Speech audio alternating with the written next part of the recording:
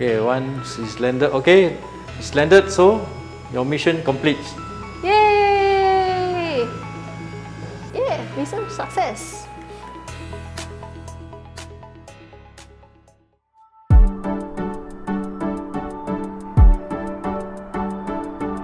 So here I have with me Stacey, who's one of the trainees. Why did you decide to join the RSAF? I always wanted to defend the country, and I'm glad to be able to join RSAF to defend the skies of Singapore. I was always intrigued by how the planes move around in Singapore, and I was always wondering about the background job and the background work behind all these flights, and I'm glad to be able to be part of it soon. Do you have any favourite moments throughout your entire time here that you'd like to share? I would say favourite moments, probably when all my course mates mess up with their terminologies or the silly things we say in slots, and we'll always bring it back and we'll always make fun of each other, but they're learning lessons as well, so we learn in a fun way as well, I would say. Do the instructors that you've interacted with play a part in making it a fun experience for you guys? I think the instructors here really try to engage us in many ways, and I think one thing is making the lessons very interesting.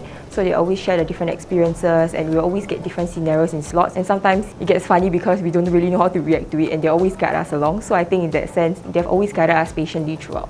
Okay, so now I'm about to try the radar simulator. So do you have any advice for a novice like myself? I think you don't have to worry. Captain Andy also guided me through my radar module. I think he'll guide you step by step, and you'll definitely be able to do the basics for today.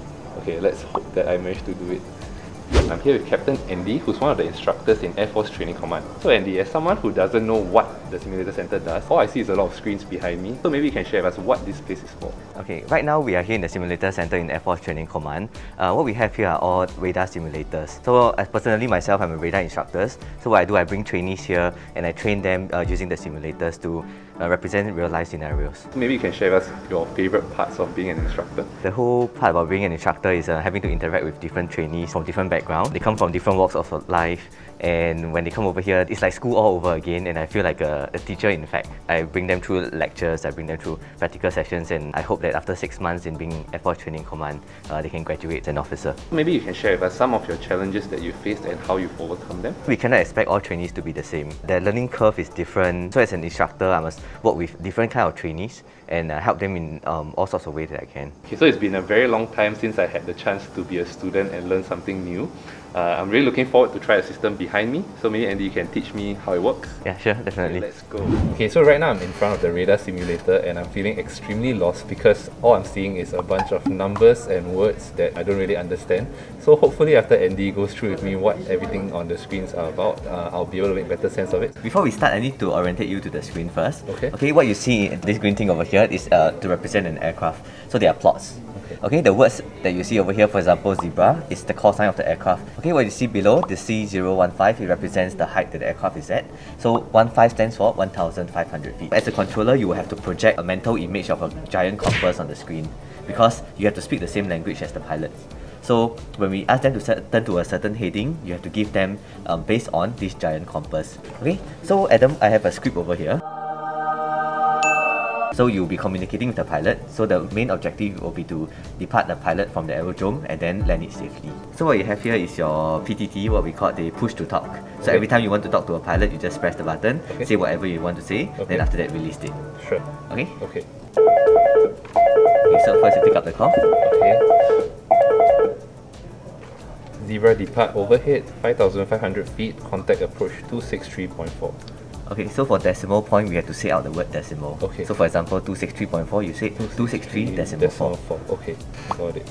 So now that I've given the aircraft clearance to take off, I will see the aircraft appear on the... You will start to see the aircraft depart from the aerodrome. You'll see a green dot comes up with the word zebra call sign.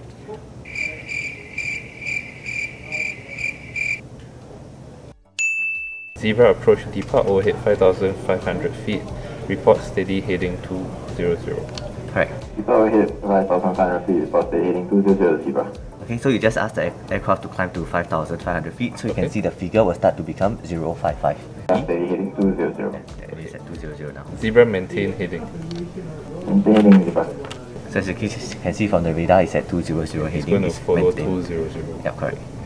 Okay, Adam, now I would like you to descend Zebra to 1,500 feet. Okay, Zebra descend 1,500 feet.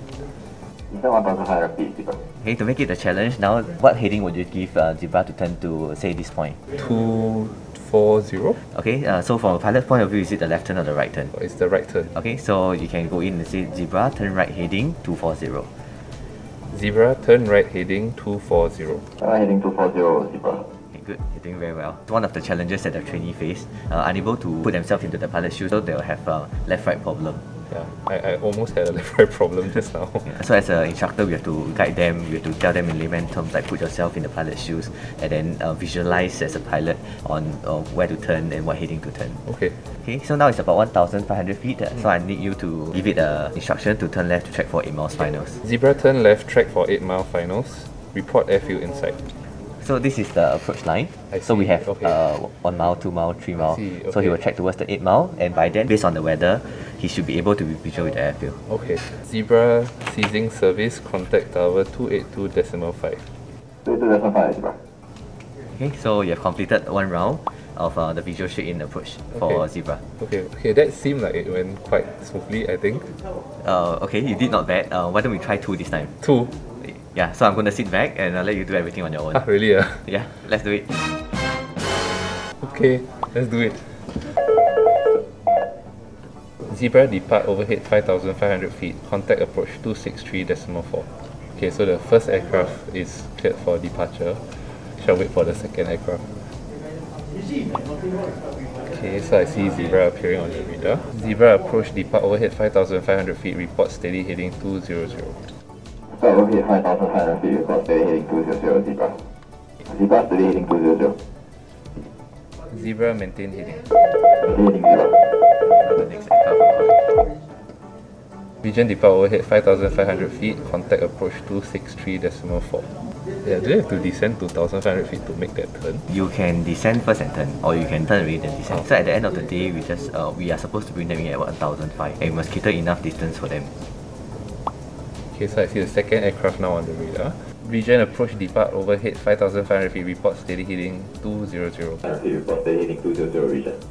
Zebra, turn right heading 240. Heading 240, zebra. So you can ask the zebra to descend. Okay. Zebra, descend 1,500 feet.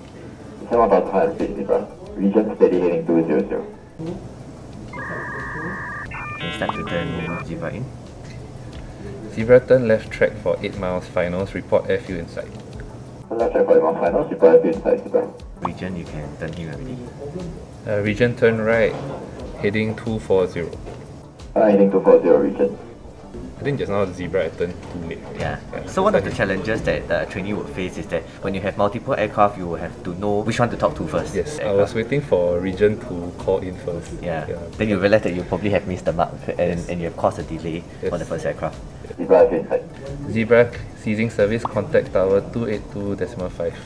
282.5, zebra. Region, descend 1,500 feet. And 1,500 feet, region. Region, turn left track for 8 miles finals, report airfield inside. Turn left track for 8 miles finals, report airfield inside, region. Region, airfield inside. Region, ceasing service, contact tower 282.5. 282.5, region. Okay, that's all. Okay, so yeah, that was quite a different experience from controlling just one aircraft. As you guys probably could tell, I actually was a bit late on calling certain instructions, and the aircraft actually missed its mark, so it was flying a bit too far away. But yeah, overall I think still okay, managed to get both aircrafts to land, so not bad. I think you did a pretty good job as well. That's very kind.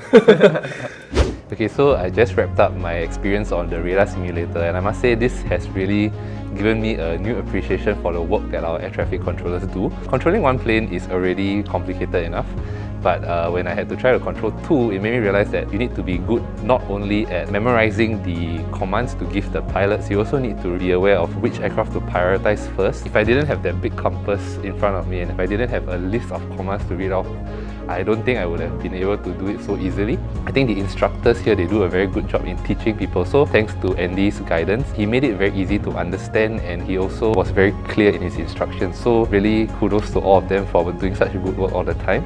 I think overall it's a great experience. I'm really glad that I got to do it, and now I think every time when I see an aircraft in the sky, I realize that the controllers play just as big a role to ensure that the aircraft manage to take off and land safely every single day.